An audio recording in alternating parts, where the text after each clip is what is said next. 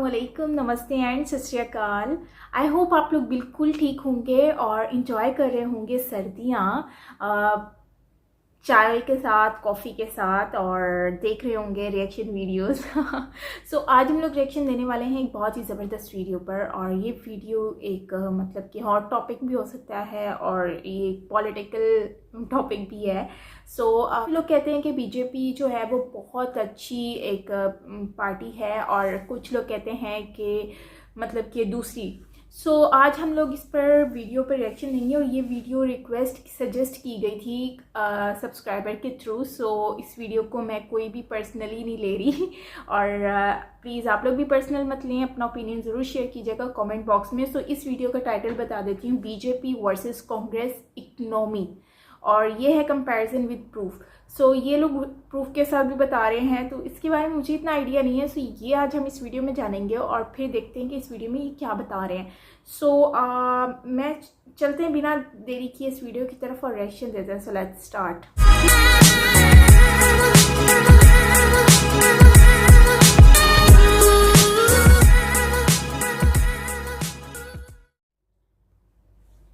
नमस्कार दोस्तों, स्वागत करते हैं आपका चार्जिंग पॉइंट हिंदी में। दोस्तों, बहुत से लोग कई दिनों से ये चाह रहे थे कि मैं कांग्रेस और बीजेपी को कंपेयर करूं इकोनॉमी पैरामीटर के थ्रू। तो चलिए आरंभ करते हैं। सबसे पहले बात करते हैं कांग्रेस के टेन्योर की। 2004 में भारत की जीडीपी ग्रोथ रेट 7.92% थी, 2005 में भी 7.92% थी, 2006 में 8% थी, 2007 में 7.6% थी, 2008 में 3.09% थी। इकोनॉमिक क्राइसिस के कारण ग्रोथ रेट गिरी थी। 2009 में जीडीपी ग्रोथ रेट रिकवर हुई 7.86% के साथ, 2010 में 8.5%, 2011 में 5.24%, 2012 में 5.4%, 2013 में 6.39% थी जीडीपी ग्रोथ रेट भारत की। अब बीजेपी की टेन्योर की बात करते हैं तो 2014 में जीडीपी ग्रोथ रेट भारत की 7.4% थी, 2015 में 8%, 2016 में 8.2%, 2017 में 7%, 2018 में 6.1% और 2019 में भारत की जीडीपी ग्रोथ रेट 5% थी। बहुत से लोग, एक्चुअली ऑपोजिशन कहती है कि बीजेपी ने जीडीपी ग्रोथ रेट के कैलकुलेशन में हेरफेर किया। कांग्रेस के टाइम कैलकुलेशन करने का तरीका सही था, पर बीजेपी ने ग्रोथ रेट को बढ़ाने के चक्कर में जीडीपी के कैलकुलेशन करने के तरीके को ही बदल दिया। तो देखा जाए ये बहुत ही कंट्रोवर्शियल टॉपिक है, क्योंकि कुछ इकोनॉमिस्ट यहाँ पे कांग्रेस को सही बोल रहे हैं तो कुछ बीजेपी को सपोर्ट कर रहे हैं। कांग्रेस ने बीजेपी के कैलकुलेशन करने के तरीके पे सवाल भी उठाया था, पर 2018 आते आते ये मामला भी ठंडा हो गया, क्योंकि न्यू कैलकुलेशन से भी भारत की ग्रोथ रेट गिर रही थी। तो कांग्रेस ने कैलकुलेशन के तरीके की बात पीछे छोड़ दी और बीजेपी को इकोनॉमी पे टारगेट करने लगी, जिससे अभी तक भारत के लोग कंफ्यूज हैं कि पिछला कैलकुलेशन का तरीका सही था या न्यू कैलकुलेशन वाला तरीका सही है। तो अब आप सोच रहे होंगे कि किस फिगर पे भरोसा करें, तो मैं बोलूंगा कि आप इस डाटा पे भरोसा कर सकते हैं, क्योंकि ये डाटा वर्ल्ड बैंक के द्वारा दिया गया है। वर्ल्ड बैंक अपने हिसाब से जीडीपी कैलकुलेट करती है, इसीलिए आपको वर्ल्ड बैंक के डाटा और भारत के जीडीपी ग्रोथ रेट के डाटा में थोड़ा बहुत डिफरेंस देखने को भी मिलेगा। जीडीपी ग्रोथ रेट के कंपैरिजन की बात करें तो कांग्रेस और बीजेपी को आप लगभग एक बराबर मान सकते हैं, पर मेरे हिसाब से बीजेपी 1 पॉइंट नहीं, एक्चुअली 3 पॉइंट में कांग्रेस से बेहतर है, और वो 3 पॉइंट है इन्फ्लेशन, स्कैम और लोन डिस्ट्रीब्यूशन। इन्फ्लेशन रेट की बात करें तो इसके कैलकुलेशन में कोई चेंजेस नहीं किए गए हैं। 2004 में भारत का इन्फ्लेशन रेट 3.82% था, 2005 में 4.4%, 2006 में 6.7%, 2007 में 6.2%, 2008 में 9.09%, 2009 में 12.3%, 2010 में 10.53%, 2011 में 9.5%, 2012 में 10% और 2013 में इन्फ्लेशन रेट 9.4% था। बीजेपी के टेन्योर की बात करें तो 2014 में इन्फ्लेशन रेट 5.8% था, 2015 में 4.9, 2016 में 4.5, 2017 में 3.6, 2018 में 3.4 और 2019 में इन्फ्लेशन रेट 4.54% था। तो जैसे कि आप देख सकते हैं कि कांग्रेस के समय इन्फ्लेशन बहुत ज्यादा था, पर वहीं बीजेपी के समय इन्फ्लेशन, महंगाई कम हुई है। भारत का इन्फ्लेशन रेट पिछले कुछ सालों में 3 से 5% के बीच में, और यह माना गया है कि डेवलपिंग कंट्रीज के ग्रोथ के लिए इन्फ्लेशन रेट 3 से 5% के बीच होना चाहिए। पर अब कुछ लोग बोलेंगे कि पेट्रोल इतना महंगा हो गया है, प्याज इतना महंगा हो गया है, महंगाई कम कहाँ हुई है। तो देखो, प्याज टमाटर सीजनल फूड होते हैं, कुछ सीजन में प्राइस ज्यादा होती है तो कुछ सीजन में कम, प्रोडक्शन पे डिपेंड होता है। रही बात पेट्रोल की, तो आप इस पे सेंट्रल गवर्नमेंट को क्रिटिसाइज कर सकते हैं, क्योंकि कांग्रेस के समय क्रूड ऑयल की प्राइस इंटरनेशनल मार्केट में ज्यादा थी, तो भारत में भी पेट्रोल की प्राइस ज्यादा थी। पर बीजेपी के समय क्रूड ऑयल की प्राइस इंटरनेशनल मार्केट में कम हो गई है, पर फिर भी भारत में पेट्रोल की प्राइस कम नहीं हुई है। पर आप सिर्फ सेंट्रल गवर्नमेंट को अकेले क्रिटिसाइज नहीं कर सकते, स्टेट गवर्नमेंट भी पेट्रोल की प्राइस में इन्वॉल्व रहती है। तो आपको दोनों सेंट्रल और स्टेट गवर्नमेंट को क्रिटिसाइज करना चाहिए। जैसे अभी आपने देखा होगा कि दिल्ली सरकार ने पेट्रोल के दाम कम किए तो दिल्ली वाले खुश हो गए, पर शायद उन्हें यह पता नहीं होगा कि दिल्ली सरकार पहले उनसे ज्यादा टैक्स लिया करती थी पेट्रोल डीजल पे, अब कम ले रही है। स्कैम की बात ना ही करे तो बेहतर है। कोई बेवकूफी कांग्रेस को इस बात पे डिफेंड करेगा। पूरे देश को पता है कि कांग्रेस के समय कितना स्कैम हुआ है। हर साल रिकॉर्ड ब्रेक होता था। कभी 2G स्कैम, कोल स्कैम, कॉमनवेल्थ गेम स्कैम, ये स्कैम वो स्कैम, ना जाने कितने स्कैम हुए हैं कांग्रेस के टेन्योर में। वैसे मैंने इस पे डिटेल से एक वीडियो बनाया है कि देश में अभी तक कितने स्कैम हुए हैं, उसके लिंक डिस्क्रिप्शन में, और आप यहाँ पे भी क्लिक करके वीडियो देख सकते हैं। वीडियो देखेगा जरूर, आप शॉक्ड हो जाएंगे जब आप भारत में अब तक हुए टोटल स्कैम की अमाउंट जानेंगे। स्कैम के कारण से ही मुझे Manmohan Singh as a prime minister पसंद नहीं है। भले ही मनमोहन सिंह ग्रेट इकोनॉमिस्ट हैं, देश को 2 बार इकोनॉमिक क्राइसिस से बाहर भी निकाला है, पर एज अ पीएम वो फेल्ड साबित हुए। वो इसलिए कि इतने एजुकेटेड ग्रेट इकोनॉमिस्ट होने के बावजूद इनको पता ही नहीं चला कि देश में इतने स्कैम हो रहे। अब कुछ लोग बोलेंगे कि बीजेपी के टाइम भी स्कैम हुआ है, राफेल स्कैम हुआ है, तो मैं आपको बता दूं कि राफेल की डील में कहीं से भी स्कैम प्रूफ नहीं हुआ है। आप खुद ही सोचो, जब कांग्रेस ने पेपर पे राफेल की डील ही नहीं साइन की है तो उस डील से कंपेयर ही नहीं किया जा सकता है। ये सिर्फ एक प्रोपेगेंडा था कांग्रेस का इलेक्शन के समय, जो लोगों ने खुद ही समझ लिया। और अब एक और स्कैम सुनने में आ रहा है पीएम केयर्स फंड का, तो इसका जवाब भी आपको जल्दी मिल जाएगा, क्योंकि सुप्रीम कोर्ट ने इंडियन गवर्नमेंट से पीएम केयर फंड की पूरी इंफॉर्मेशन मांगी है। कांग्रेस सरकार ने अपने समय में खूब लोन बांटा है, इस तरीके से लोन बांटा है कि मैं क्या बताऊं। और पता नहीं लोन देते समय किस तरीके से कंपनी की डिटेल चेक की गई है कि उसमें से ज्यादातर कंपनीज डिफॉल्टर निकल गई हैं। और कांग्रेस के दान देने के चक्कर में भारत का एनपीए बढ़ गया है। एनपीए का मतलब होता है नॉन परफॉर्मिंग एसेट। इसको सिंपल में बोलूं तो बैंक जो लोन कंपनीज को देती है, उस लोन अमाउंट को कंपनीज चुका नहीं पाती है, अपने आप को दिवालिया घोषित कर लेती है, तो जो लोन अमाउंट फंसा हुआ रहता है उसे एनपीए बोलते हैं।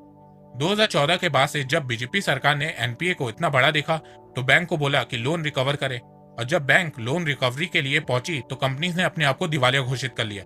आपने देखा ही होगा कि पिछले 4 से 5 सालों में कितनी बड़ी बड़ी कंपनीज बंद हुई हैं। कंपनीज चलाने का कोई विजन और आइडिया था नहीं इनके ओनर्स के पास, बस बैंक के पैसे लेकर घूम रहे थे और बैंक दोनों हाथों से पैसा लुटा रही थी। तो ये पुराना पाप है जो अभी सता रहा है। आरबीआई की रिपोर्ट के मुताबिक मार्च 2015 तक भारत का टोटल एनपीए 2,79,016 करोड़ रुपीस था, और मार्च 2018 तक ये बढ़ के 8,95,601 करोड़ रुपीस हो गया था। फिर गवर्नमेंट की स्ट्रेटेजी, रिजोल्यूशन, रिकैपिटलाइजेशन और रिफॉर्म के चलते 30 सितंबर 2019 तक भारत का एनपीए 7,27,296 करोड़ रुपए हो गया। अब आप में से कुछ लोग बोलेंगे कि ये बीजेपी सरकार की गलती है, कांग्रेस की नहीं। बीजेपी ने मेहुल चौकसी, नीरव मोदी, माल्या को भगा दिया, तो ऐसा नहीं है। ये मैं नहीं बोल रहा हूँ, farmer RBI governor Raghuram Rajan ji बोल रहे हैं। सितंबर 2018 में रघुराम राजन जी ने पार्लियामेंट्री पैनल में ये बोला था कि most bad loan from UPA era, banks to blame for NPA crisis. मतलब देश में अभी इस समय जितना भी बैड लोन एनपीए है, उसमें से अधिकतर लोन यूपीए के समय दिया गया था। रघुराम राजन जी ने डेट भी बताई है कि 2006 से 2008 के बीच बहुत से बैड लोन दिए गए थे जो आगे एनपीए बन गए। एनपीए के ज्यादा होने से भारत की अर्थव्यवस्था पे भी असर दिख रहा है, क्योंकि जिन बैंकों ने लोन दिया था उसमें से ज्यादातर बैंक सरकारी बैंक है। तो ये पुरानी गवर्नमेंट की गलतियां थी जिसे अभी सुधारा जा रहा है। आप में से कुछ लोग बोलते हैं कि सरकार के पास इतना पैसा है, इतना टैक्स है, कहाँ जा रहा है? यहीं जा रहा है।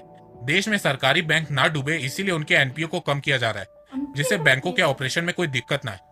बहुत से लोगों ने मेरी इंफ्रास्ट्रक्चर के कंपैरिजन वाली वीडियो देखी और बोला कि कांग्रेस के समय में इसलिए कम रोड और हाईवे बने थे क्योंकि उस समय उनके पास पैसा नहीं था। तो जरा सोचो कि अगर लोन अमाउंट और स्कैम के पैसों को सही जगह लगाया गया होता तो आज इंफ्रास्ट्रक्चर में कांग्रेस बीजेपी से आगे होती। और अगर कांग्रेस अपने टेन्योर में इन्फ्लेशन, महंगाई को कम करती, स्कैम को होने से रोकती और उठ पटांग लोड न बांटती तो आज इकोनॉमी के मामले में कांग्रेस बीजेपी से आगे होती। पर ये चीजों को कांग्रेस कंट्रोल नहीं कर पाई, इसीलिए लोगों ने बीजेपी को मौका दिया है। ऐसा नहीं है कि बीते 6 सालों में बीजेपी से कोई गलती नहीं हुई है।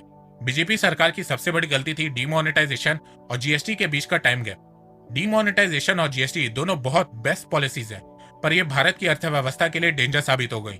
वो इसलिए क्योंकि इन दोनों के बीच का गैप सिर्फ 8 महीने का था। डीमोनेटाइजेशन होने से इंडियन मार्केट अफेक्ट हुआ और धीरे धीरे रिकवर कर ही रहा था कि 8 महीने के बाद बीजेपी सरकार ने जीएसटी को इंट्रोड्यूस कर दिया, जिससे लोग इतने कंफ्यूज हो गए कि स्मॉल और मीडियम बिजनेस पे इसका बुरा असर देखने को मिलने लगा और इन दोनों पॉलिसीज के कारण भारत की अर्थव्यवस्था गिरने लगी। बहुत से बड़े बड़े अर्थशास्त्रियों का मानना है कि अगर बीजेपी सरकार को डीमोनेटाइजेशन लाना था तो उसे जीएसटी को कम से कम 3 से 5 साल बाद लाना चाहिए था, जिससे भारत की अर्थव्यवस्था पे इम्पैक्ट नहीं पड़ता। और कुछ का मानना था कि बीजेपी को डीमोनेटाइजेशन लाना ही नहीं चाहिए था, सिर्फ जीएसटी को इंट्रोड्यूस करना चाहिए था, क्योंकि डीमोनेटाइजेशन का कुछ पॉजिटिव इम्पैक्ट देखने को नहीं मिला। आरबीआई के पास 99% से ज्यादा नोट वापस आ गए थे, तो बीजेपी सिर्फ जीएसटी लाती तो ठीक रहता। देखो, मैं किसी भी इकोनॉमिस्ट का नाम नहीं ले रहा हूँ, क्योंकि अगर मैंने नाम लिया तो आप लोग उसे पॉलिटिकल एंगल से जोड़ देंगे कि ये कांग्रेस को सपोर्ट करता है तो बीजेपी को गलत बोलेगा, और अगर बीजेपी को सपोर्ट करता है तो कांग्रेस को गलत बोलेगा, भले ही वो इंसान कितना भी पढ़ा लिखा क्यों ना हो। एक गलती बीजेपी सरकार से ये हुई कि ऑटोमोबाइल सेक्टर में रॉन्ग पॉलिसीज इंप्लीमेंट की, जिससे ऑटोमोबाइल सेक्टर गिर गया। एक्चुअली बीजेपी सरकार ने एक अनाउंसमेंट करी कि अप्रैल 2017 से देश में सिर्फ BS4 की गाड़ियों का प्रोडक्शन होगा, BS3 की गाड़ियां भारत में नहीं बनेंगी। इसके बाद साल 2017 में आपको याद होगा कि BS3 की गाड़ियां हाफ रेट में बिक रही थी, क्योंकि ऑटोमोबाइल सेक्टर अपना पुराना माल हटा रही थी और न्यू BS4 इंजन मॉडल की गाड़ियां बनाने में लग गई थी। तो यहाँ तक तो पॉलिसी ठीक थी, क्योंकि BS3 से BS4 की बात 3-4 साल से चल रही थी और ऑटोमोबाइल कंपनी भी इसके लिए तैयार थी। पर फिर कुछ टाइम बाद इंडियन गवर्नमेंट ने एक अनाउंसमेंट करी कि नेशन वाइड अप्रैल 2020 से BS6 इंजन मॉडल की गाड़ियां बनेंगी, साथ में इलेक्ट्रिक गाड़ियों को भी प्रमोट करने की बात कर रही थी। तो इसका असर ये हुआ कि लोग कंफ्यूज हो गए और उन्होंने सोचा कि जब BS6 और इलेक्ट्रिक की गाड़ियां आएंगी तब खरीदेंगे। साथ में भारत में NPA भी बढ़ा हुआ था, जिससे NBFC क्राइसिस देखने को मिला, जिससे बैंक और नॉन बैंकिंग फाइनेंशियल कंपनी के पास गाड़ियों के लोन देने तक के लिए पैसे नहीं थे। इससे ये हुआ कि BS4 की गाड़ियों की सेल्स कम होने लगी, फिर उससे प्रोडक्शन कम होने लगी और धीरे धीरे ऑटोमोबाइल सेक्टर गिरने लगा, जिससे अनएम्प्लॉयमेंट बढ़ने लगी और भारत की अर्थव्यवस्था में भी इम्पैक्ट देखने को मिलने लगा, क्योंकि ऑटोमोबाइल सेक्टर का कंट्रीब्यूशन भारत की GDP में 7.1% का है। 35 मिलियन मतलब 3.5 करोड़ एम्प्लॉयमेंट जनरेट होती है ऑटोमोबाइल सेक्टर से। इंडिया के एक्सपोर्ट में 4.3% कंट्रीब्यूशन है ऑटोमोबाइल सेक्टर का और लगभग 22% कंट्रीब्यूशन है मैन्युफैक्चरिंग सेक्टर में। तो अगर ऑटोमोबाइल सेक्टर में डाउनफॉल आएगा तो जाहिर सी बात है कि इंडियन इकोनॉमी में भी डाउनफॉल आपको देखने को मिलेगा। वैसे बहुत से लोगों को यह बात पता नहीं होगी, जो लोग मेरे चैनल से जुड़े उन्हें पता होगा, जिन्हें नहीं पता होगा वो आज तक डीमोनेटाइजेशन और GST के लिए सरकार को कोस रहे होंगे। एक्चुअल में इकोनॉमी डाउनफॉल के पीछे NBFC क्राइसिस, NPA राइज और ऑटोमोबाइल सेक्टर के डाउनफॉल होने की वजह ज्यादा है। डीमोनेटाइजेशन और GST से भी इम्पैक्ट पड़ा है, पर इन तीनों से ज्यादा इम्पैक्ट पड़ा है। एम्प्लॉयमेंट के मामले में भी बीजेपी अभी तक फेल साबित हुई है। भारत में अनएम्प्लॉयमेंट रेट कोरोना से पहले 6.1% था। 45 सालों में सबसे ज्यादा अनएम्प्लॉयमेंट थी भारत में। जिस तरीके से देश में आबादी बढ़ रही है, उतनी तेजी से देश में नौकरियां नहीं बढ़ रही है। तो यहाँ पे बहुत काम करने की जरूरत है बीजेपी सरकार को। अनएम्प्लॉयमेंट को कम करने के लिए बीजेपी सरकार को इंफ्रास्ट्रक्चर में इन्वेस्ट करना होगा, ऑटोमोबाइल सेक्टर को स्ट्रॉन्ग करना होगा और साथ में स्मॉल और मीडियम बिल्कुल। बिजनेसेस को सपोर्ट करना होगा, जिससे एग्जैक्टली। देश में बहुत नौकरियां पैदा होंगी। इकोनॉमिक क्राइसिस की बात करें तो कांग्रेस के टाइम 2 बार क्राइसिस की सिचुएशन आई है, साल 1991 में और 2008 में। 1991 में आई क्राइसिस की जिम्मेदार खुद कांग्रेस थी, क्योंकि उस समय भारत का व्यापार घाटा बहुत बढ़ गया था। भारत एक्सपोर्ट ज्यादा कुछ करता था नहीं, इंपोर्ट किया जा रहा था, जिससे भारत के पास सिर्फ 2 वीक लायक फॉरेन रिजर्व बचा हुआ था। 2008 की बात करें तो अमेरिका में फाइनेंशियल क्राइसिस आया था, उसके कारण दुनिया भर के ज्यादातर देशों में क्राइसिस देखने को मिला था। भारत में भी फाइनेंशियल क्राइसिस ने दस्तक दे दी थी और इन दोनों क्राइसिस सिचुएशन से एक इंसान ने देश को बाहर निकाला और वो इंसान है मनमोहन सिंह जी। इसीलिए मैं इनकी इज्जत करता हूँ। भले ही ये अच्छे प्रधानमंत्री साबित ना हुए हों, पर इनसे अच्छा इकोनॉमिस्ट अभी इस समय भारत में कोई भी नहीं है। बीजेपी के टाइम भी अब क्राइसिस ने दस्तक दे रही है। कुछ लोग बोलेंगे कि कोरोना से पहले ही भारत में क्राइसिस आ गई थी, तो ऐसा नहीं है। 2019 में इकोनॉमिक स्लोडाउन देखने को मिला था, क्राइसिस नहीं। क्राइसिस की सिचुएशन कोरोना के बाद पैदा हुई है, तो देखना है कि बीजेपी सरकार इसे कैसे हैंडल करती है। मेरे हिसाब से बीजेपी सरकार को मनमोहन सिंह जी से बात करनी चाहिए, क्योंकि मनमोहन सिंह जी एक बहुत ही बढ़िया इकोनॉमिस्ट है और इस सिचुएशन में देश को इनके एक्सपीरियंस की बहुत जरूरत है और मनमोहन सिंह जी को भी हेल्प करनी चाहिए, बिल्कुल, क्योंकि देश तो सबका है। मुझे पता है कि इस वीडियो में मैंने जहां बीजेपी की तारीफ करी होगी वहां कुछ लोग मुझे भक्त बोलेंगे, जहां कांग्रेस की तारीफ कर दी होगी वहां कुछ लोग मुझे चमचा बोलेंगे। कुछ बेवकूफ इंसानों की वीडियो देख के आजकल हम लोग भक्त चमचे में ही फंस के रह गए हैं। लोग हर चीज में पॉलिटिकल एंगल देखने लगे हैं। पॉलिसीज क्या है बिल्कुल। इस पे तो कोई बात ही नहीं करता है और यही इस समय सबसे बड़ी प्रॉब्लम है लोगों की। लोग समझ ही नहीं पा रहे कि कोई भी सरकार परफेक्ट नहीं होती है। कांग्रेस ने भी अपने टाइम में कुछ अच्छे काम किए थे तो कुछ गलतियां भी हुई थी, वैसे ही बीजेपी भी अपने टाइम में कुछ अच्छा काम करने की कोशिश कर रही है। उसमें से कुछ चीजें सही हो रही हैं तो कुछ गलत हो जा रही हैं। हमें हर चीज को पॉलिटिकल पॉइंट ऑफ व्यू से देखने की जरूरत नहीं है, हमें एजुकेशनल वाइज देखना चाहिए। देखो, क्रिटिसाइज करना जरूरी है और वो आपका राइट है, पर हर चीज पे क्रिटिसाइज करना बेवकूफी होती है। मेरे इतने समझाने, प्रूफ दिखाने, फिगर डाटा दिखाने के बाद भी कुछ लोग इसे नहीं मानेंगे, तो मत मानो, मेरा कुछ नहीं जाएगा। पर मैं एक ही बात बोलूंगा कि लड़ने और किसी को गलत बोलने से अच्छा है बातों को समझो और अपने से उसके बारे में पढ़ो। और जिन्होंने मन बना लिया है कि हर जगह सिर्फ पॉलिटिक्स करेंगे, तो आप गलत जगह पर आ गए हैं। मेरा ये चैनल पॉलिटिकल नहीं है। यूट्यूब पे बहुत से ऐसे चैनल हैं जो सिर्फ आपको नेगेटिविटी दिखाने की कोशिश करते हैं, तो आप उन चैनलों को देखिए और खुश रहिए। तो दोस्तों, अगर आपको ये मेरी वीडियो पसंद आई है तो आप इस वीडियो को लाइक कीजिए। और अब आप मुझे सपोर्ट भी कर सकते हैं पेट्रियन के थ्रू और यूट्यूब में ज्वाइन बटन के थ्रू। और हाँ, अगर आपको financial market, share market, mutual fund के बारे में जानना है, तो मैं आपको 4720 रुपए का कोर्स फ्री में दे सकता हूँ। उसकी लिंक डिस्क्रिप्शन में है। एक बात मैं ये कहना चाहता हूँ कि आप जितना मेरी वीडियोस को शेयर करेंगे, उतनी ही रीच मेरी बढ़ेगी और उतने ही लोग मेरे से जुड़ेंगे। तो वीडियो को शेयर करना और चैनल को सब्सक्राइब करना बिल्कुल भी मत भूलिएगा। मैं ऐसे ही एजुकेशनल वीडियो लाता रहूंगा आप लोगों के लिए। तो अभी तक के लिए बस इतना ही। सो गाइज, ये था चार्जिंग पॉइंट का वीडियो, जो कि comparison between Congress and BJP. और लिटरली इस वीडियो से मुझे ये आइडिया हुआ है कि ये वाकई में ही चार्जिंग पॉइंट है, और इन्होंने कितने एजुकेटेड ये होंगे, कितने ही समझदार होंगे कि ये हर पॉइंट टू पॉइंट इन्होंने बात की है, किसी की साइड नहीं ली। इन्होंने हर बात को एक मतलब चार्ट बनाकर एक परफेक्ट तरीके से सबको गाइड किया है, इन्फॉर्मेशन शेयर की है। अब डिपेंड हम पे करता है कि हम इसको किस वे में लेकर जाते हैं।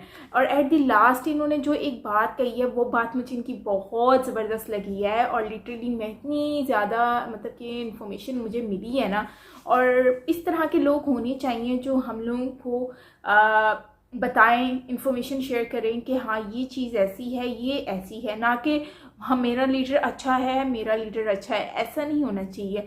बिल्कुल इन्होंने परफेक्ट अनबियास्ड जो है वो एक कंपैरिजन दिया है बिटवीन कांग्रेस एंड बीजेपी। सो चलें बात करते हैं बीजेपी की। तो बीजेपी जो है आजकल गवर्नमेंट बीजेपी की बहुत अच्छी चल रही है और बहुत काम कर रहे हैं बीजेपी, और इनके अंडर में बहुत सारे काम चल रहे हैं और काफ़ी सारी चीज़ें जो हैं वो अच्छी हो रही हैं। बड़े बड़े प्रोजेक्ट स्टार्ट हुए हैं, और जैसे इलेक्ट्रॉनिक हाईवे है, मुंबई टू दिल्ली कॉरिडोर, और super highway, expressway, tunnel, Atal tunnel तो मेरे ख्याल से पहले से ही स्टार्ट था, इनकी हुकूमत में कंप्लीट हुआ है। और अभी और ट्रेन्स भी आ रही हैं, मेट्रो भी आ रही हैं, और डिफरेंट प्रोजेक्ट्स जो हैं वो स्टार्ट हुए हैं। रैपिड रेल जो है वो अभी 2022 या 23 में आ जाएगी। सो इस तरह के काफ़ी प्रोजेक्ट्स हैं जो स्टार्ट हो चुके हैं, ढुलेरा सिटी, ईच एंड एवरीथिंग। लेकिन अगर बात करते हैं कांग्रेस की, तो कांग्रेस ने भी अपने दौर में बहुत अच्छा काम किया है। इकनॉमी इनकी बहुत ऊपर गई थी जीडीपी के अकॉर्डिंगली, जैसे कि इन्होंने बताया। शायद मैं रॉन्ग हो भी सकती हूँ इसमें, सो आप मुझे करेक्ट कर लीजिएगा। तो जीडीपी, जहाँ तक मुझे आइडिया हुआ है, तो जीडीपी का जो है वो कम हुआ है बीजेपी की जो है गवर्नमेंट में, और जो कि कांग्रेस में ज़्यादा था। बिकॉज मनमोहन सिंह जो है वो बेसिकली इकनॉमिकली बहुत स्ट्रॉन्ग थे, और जिसकी वजह से उन्होंने काफ़ी अपनी जहानत के साथ इकनॉमी जो है वो उठाई। और लेकिन स्कैम का मुझे अब तक समझ चीज़ नहीं आई कि ये स्कैम किस चीज़ का स्कैम था, क्या हुआ है, किस चीज़ के बारे में ये बात कर रहे थे। बिकॉज मुझे इतना आइडिया नहीं है, और ये फर्स्ट टाइम मुझे इतना डिटेल से बातें समझ आई हैं। बट स्कैम के बारे में मुझे अभी तक आइडिया नहीं हुआ कि इसका क्या इसके पीछे स्टोरी है। सो अगर आपके पास आइडिया हो तो आप मुझसे ज़रूर शेयर कीजिएगा, मुझे अच्छा लगेगा। सो यस, बीजेपी की बात करें तो बीजेपी काफ़ी काम कर रहा है, और मेरे ख्याल से तो अब जीडीपी बढ़ रही है इंडिया की। इसमें थोड़ा मैं कंफ्यूज हो रही हूँ, सो या आप मुझे शेयर कीजिएगा कमेंट बॉक्स में, तो मुझे अच्छा लगेगा। काफ़ी नॉलेज में इंफॉर्मेशन शेयर बढ़ेगी, क्योंकि मुझे लग रहा है कि बीजेपी की जो जीडीपी है वो बढ़ रही है उनकी हुकूमत में। लेकिन ये है कि इकनॉमी जो है वो मैंने सुना है कि कम हो रही है। सो शायद कम हो रही है जीडीपी। एनीवेज मुझे इसका कंफर्मेशन नहीं हो रही है, क्योंकि मैं कंफ्यूज हो रही हूँ। एनीवेज बीजेपी भी अपने वक्त में बहुत अच्छा काम कर रहे हैं। मनमोहन सिंह ने इकनॉमिकली बहुत अच्छा फ़ायदा दिया गवर्नमेंट को, अपनी हुकूमत को। और जो लास्ट में इन्होंने एक बात कही है कि कोई किसी को चमचा बोलेगा, साइड ले रहा है, तो कोई बोलेगा कि वो इसका सपोर्टर है। ऐसा नहीं होना चाहिए, बल्कि जो इन्होंने कंपैरिजन दिया है मुझे लगता है कि ये बिल्कुल ठीक है, क्योंकि इसमें हर चीज़ के बारे में इन्होंने बताया है, किसी की साइड नहीं ली जहाँ तक मुझे आइडिया हुआ है। और ऐसे ही होना चाहिए, साइड लेने से तो कुछ नहीं होता। बाकी आपको अपने एजुकेशन से, अपनी जहानत से इस चीज़ों को समझना चाहिए कि क्या चीज़ सही है, क्या गलत है, क्या हो रही है, किसने क्या अच्छा किया है, किसने क्या गलत किया है। क्योंकि हर इंसान अच्छा भी करता है, बुरा भी करता है। सो गवर्नमेंट में, हर गवर्नमेंट परफेक्ट नहीं होती है, उसमें कोई ना कोई मिस्टेक भी होती हैं, कोई ना कोई खूबियाँ भी होती हैं। जैसे मनमोहन सिंह की इकनॉमिकली जो था वो उन्होंने बहुत ज़्यादा स्ट्रॉन्ग किया, लेकिन स्कैम वगैरह का जो इशू है वो बहुत ज़्यादा सबको फेस करना पड़ा। और अगर बात कर लें बीजेपी की, तो इनकी इकनॉमिकली ये डाउन होते जा रहे हैं जहाँ तक मुझे आइडिया हुआ है। और वैसे जो इनके जो प्रोजेक्ट्स हैं वो कंटिन्यू हुए हैं, स्टार्ट हुए हैं। सो ये सारी चीज़ें मुझे समझ आई हैं। सो आई होप आपको ये वीडियो अच्छी लगी होगी। और जहाँ तक मुझे आइडिया हो रहा है ना, बीजेपी की ज़्यादा जो पब्लिक है ना वो बहुत ज़्यादा सपोर्टर है, और मनमोहन सिंह जो कि कांग्रेस, उनकी इतनी ज़्यादा सपोर्टर नहीं है जहाँ तक मैंने इस वीडियो में मतलब कि अपनी वीडियो जब से रिएक्शन दिया मैंने नोट किया है। सो अगर कोई मनमोहन सिंह को सपोर्ट करता है तो वो भी मुझे कमेंट बॉक्स में ज़रूर बताए, मनमोहन सिंह के बारे में इन्फॉर्मेशन शेयर करे। अगर बीजेपी से सपोर्टर हैं कोई तो वो भी मुझे शेयर करें, मुझे अच्छा लगेगा। और देखें, अच्छा बुरा सब में होता है। सो ये नहीं है कि हमारी टीम है तो हमारी पार्टी है तो इसको हमें सपोर्ट करना है, यही अच्छा है, ऐसा नहीं होता। जैसे नवाज शरीफ का था कि उनके ऊपर एक केस चल गया था, तो उस पर लोग कह रहे थे नहीं ये नवाज शरीफ तो ये है। नवाज शरीफ ने, हालांकि उन पर केस चल रहा था यार, जब एक केस चल रहा है तो हम उसको कैसे कह सकते हैं कि वो सही है या गलत है। लेकिन पब्लिक कहती थी नहीं वो तो है ही सही, वो तो है ही सही। मैंने कभी भी किसी को नहीं कहा कि वो सही है वो गलत है। मैं कहती हूँ कि अगर उसने गलत किया ना उसको कसूरवार मानना चाहिए, और ये कोई पॉलिटिकली नहीं होना चाहिए, क्योंकि उसने हमें नहीं हमारे मुल्क को नुकसान पहुंचाया है। सो मैं ये चीज़ समझती हूँ। और अगर आपकी गवर्नमेंट अच्छी होती है ना, आपकी गवर्नमेंट पॉलिसीज़ अच्छी होती है, तो आपका मुल्क जो है ना वो तरक्की करता है, ये चीज़ आप भी जानते हैं। सो पाकिस्तान में भी काफ़ी चीज़ें हैं इस तरह की हमें फेस करनी पड़ती हैं, जो पार्टी करके ना हम लोगों ने बर्बाद कर दिया है। सो ये थी हमारी आज की वीडियो। आई होप आपको अच्छी लगी होगी, मुझे बहुत अच्छी लगी है। सो अगर अच्छी लगी हो तो लाइक कर दीजिएगा और कमेंट करना बिल्कुल मत भूलिएगा, सजेशन दीजिएगा, ओपिनियन दीजिएगा। मिलते हैं नेक्स्ट वीडियो के साथ, अपना बहुत सारा ख्याल रखिएगा। मैं हूं सैम ज़्यादा from Karachi, Pakistan. Bye bye.